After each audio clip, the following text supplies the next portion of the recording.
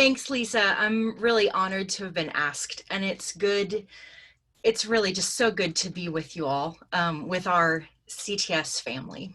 Um, I, I'm going to be really honest with you all today. I'm going to talk about some hard things and some things which might be particularly difficult for some folks, but I trust you to take care of yourselves while I do that.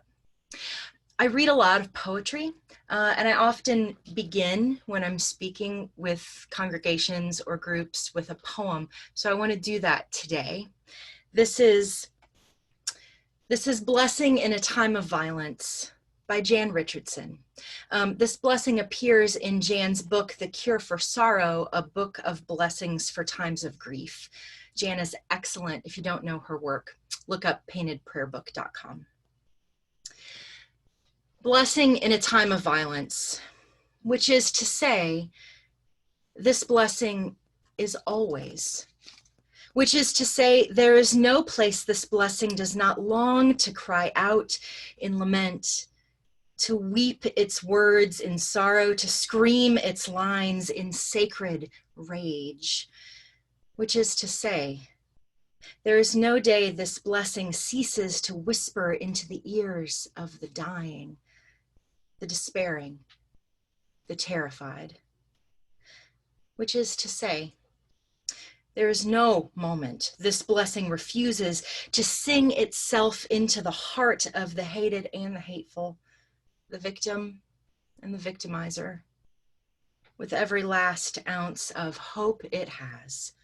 Which is to say, there is none that can stop it, none that can halt its course, none that will still its cadence, none that will delay its rising, none that can keep it from springing forth from the mouths of us who hope, from the hands of us who act, from the hearts of us who love, from the feet of us who will not cease our stubborn, aching, marching until this blessing has spoken its final word, until this blessing has breathed its benediction in every place, in every tongue. Peace, peace, peace.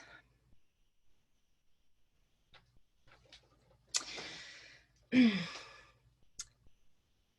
often post at the end of a long day on social media, check in.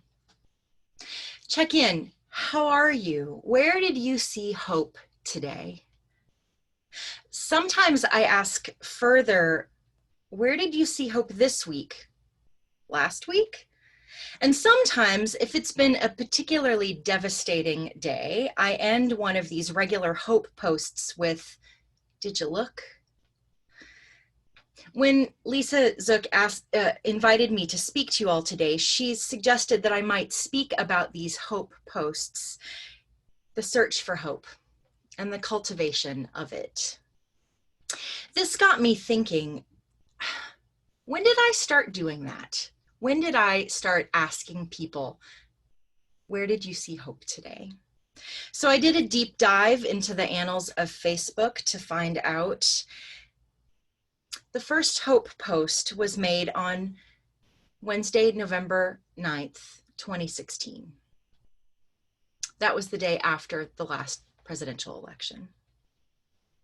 Now, I'm not sure exactly what prompted me to do that, but I have a hunch. Maybe it was the quiver in Noah's voice the night before, as he sat in my living room watching the election results roll in. Noah's one of my congregants. He's an African-American young man. He was finishing up high school in 2016. And I remember when Noah turned to me and he said, Pastor Leah, is this really happening? What are we going to do? And I didn't quite know what to say. I do not remember intersectional pastoral care, crisis intervention, and youth ministry at the rise of a white supremacist regime being covered specifically in seminary. But I did learn to be in it with people, you know? And so I said, Yes, Noah, this is happening, and we'll figure it out. Maybe that's why I asked, where do you see hope today, to my Facebook friends, because the night before in my living room, Noah didn't see any hope, and neither did I. Or maybe I asked that question because that morning, one of my congregants had a full-on panic attack in the foyer of the church, dropping to her knees and wailing with guttural sobs, choking out screams and curling up on the floor. How could her brother, who knows, he knows that she had been repeatedly molested as a child, how could he vote for that man who boasts about grabbing women's genitals? The betrayal of her brother and the reality that someone who brags about the sexual violence he has wrought will now be perhaps the most powerful man on the planet, it leveled her. And I don't remember trauma care, crisis intervention, and ministry with seniors at the rise of a misogynistic regime being covered specifically in seminary, but I did learn how to be in it with people.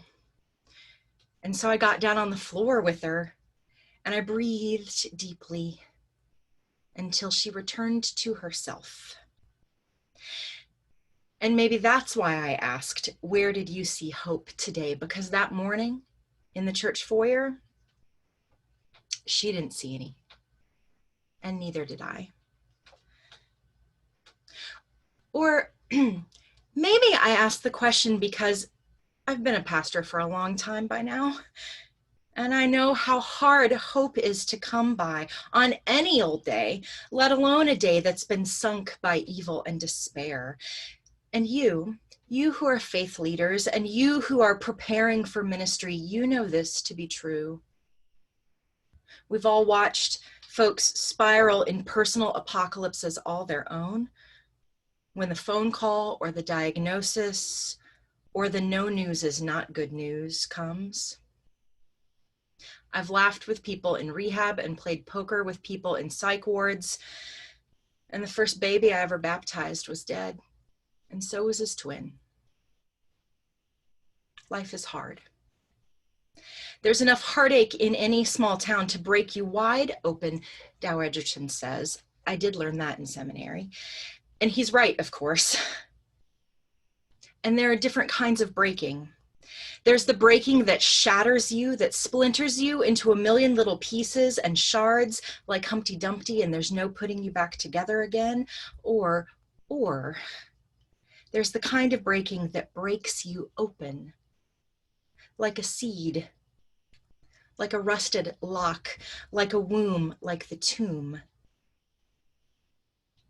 There's the kind of breaking that unleashes what is possible, unbinds what is bound. Sometimes those kinds of breaking, they're two in the same.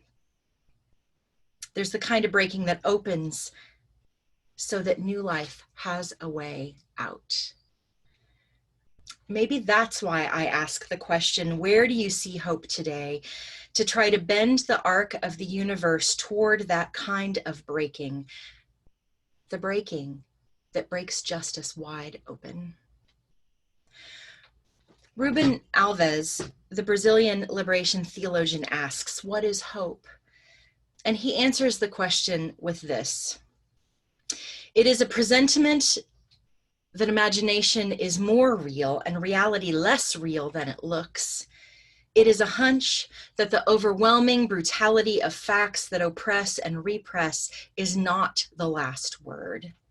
It is a suspicion that reality is more complex than realism wants us to believe, and that the frontiers of the possible are not determined by the limits of the actual, and that in a miraculous and unexpected way, life is preparing the creative events which will now open the way to freedom and resurrection. The two, suffering and hope, live from each other. Suffering without hope produces resentment and despair. Hope without suffering creates illusions and naivete and drunkenness. He continues, let us plant dates, even though those who plant them will never eat them. We must live by the love of what we will never see. This is the secret discipline. It is a refusal to let the creative act be dissolved in immediate sense experience, and a stubborn commitment to the future of our grandchildren. Such disciplined love is what has given prophets, revolutionaries, and saints the courage to die for the future they envisaged. They make their own bodies the seed of their highest hope.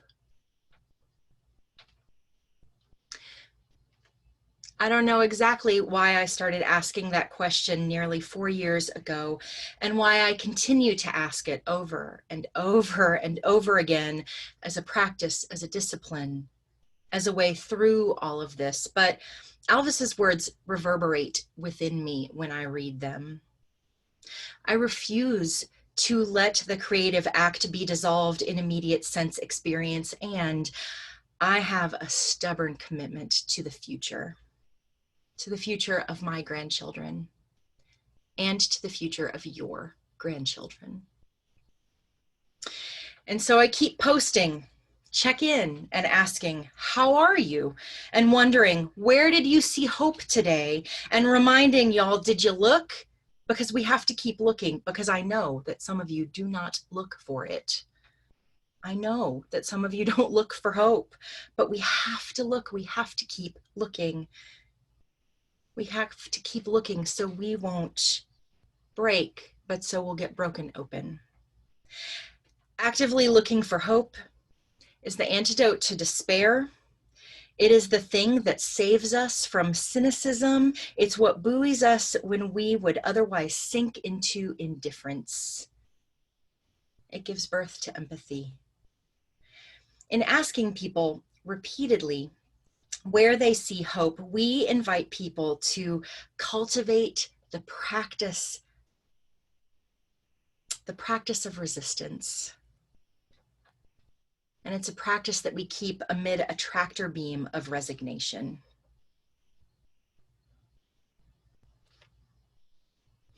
When we ask continually instead of a one and done, we invite people to recalibrate their senses, which we must do because the metrics change daily, and to keep recalibrating day after day after day. And that recalibration makes it possible to see hope in the smallest of signs. What was hopeful one day, it may not be possible today, but the reverse is also true. We have to recalibrate our sense of hope so that we don't miss it. We have to adjust how we measure it, how we gauge it, so we know what to look for. Otherwise, we'll miss it, dismissing it as too small or inconsequential. We have to keep recalibrating how we see. Look around. Look around. It's all around you. A mustard seed may be the smallest seed, but it will break with new life nonetheless, Jesus reminds us. Friends, these days in which we live, they are marked by crisis. Our planet itself is breaking. Humanity amid this pandemic is breaking. Our country, which was forged by breaking people and has always been broken, is, for so many reasons, breaking daily.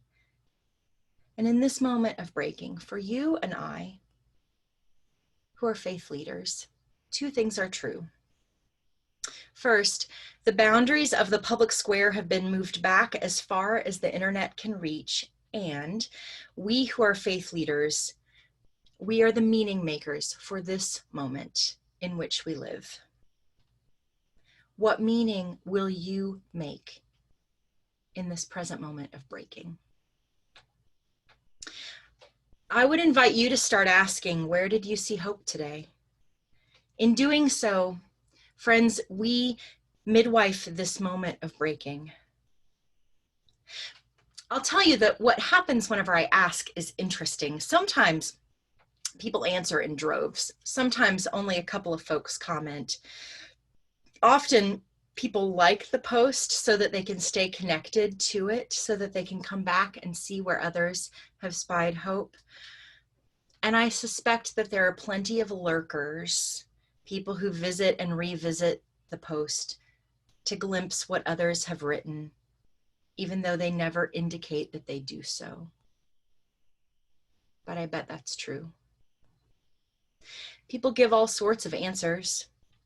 They speak of moments and of movements, of politics and policy making, but they also speak of gardens and grandchildren. They talk about sunrises, about flowers, and the magic of bread baking. It's curious how this has caught on. Within that first year of asking the question, I would wake up tagged to posts that read, since I know she's going to ask, today I saw hope in, and then they'd go on to tell where they saw hope without me even asking.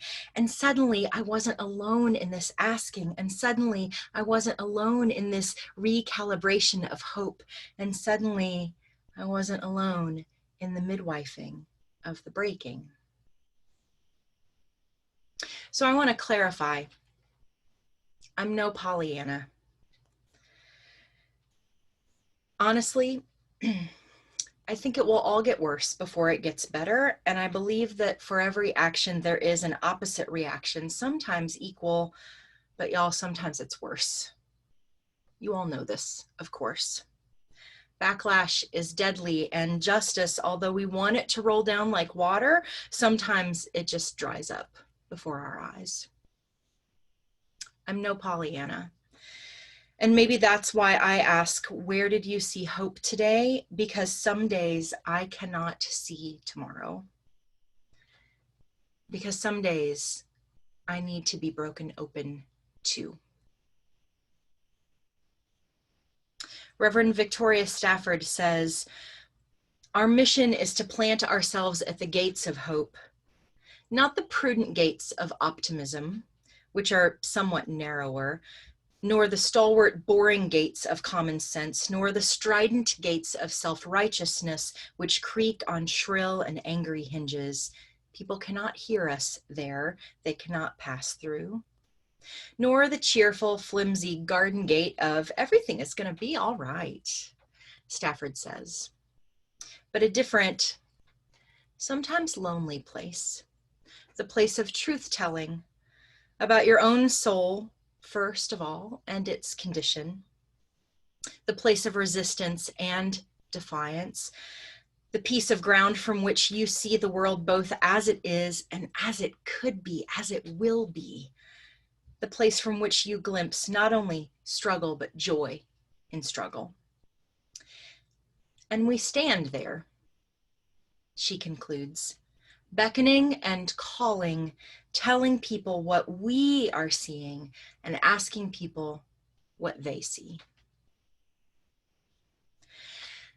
And so, CTS friends, as we sojourn on, physically apart, but joined together in this work of ministry, I would ask you to check in. How are you? Where did you see hope today? Where'd you see it last week? Did you look? You have to keep looking. I ask it so that in the breaking, we might not be shattered, but we would be broken open. New life needs to take root in you. You can be broken open too. So this is not rhetorical. I'm not just asking, where did you see hope today, as a nice conclusion to my reflection, but I'd really like to ask you, and maybe that's how we could spend our next few moments. Where have you seen hope today, yesterday, last week, in the past month or 2 months in this season? Where do you see hope? We've done this before, in this space where people just, I think, unmute themselves and share. So I want to invite you to do that.